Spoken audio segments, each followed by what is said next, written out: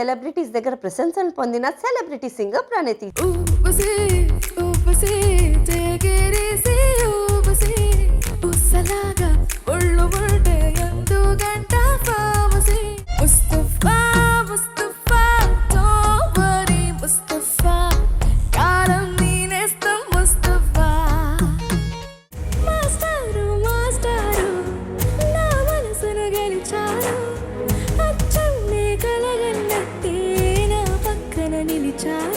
పాడతా తీగ నుంచి అందరూ వస్తున్నారు. మా ప్రణతి ఎప్పుడు వస్తుందా అని వెయిట్ చేశాను.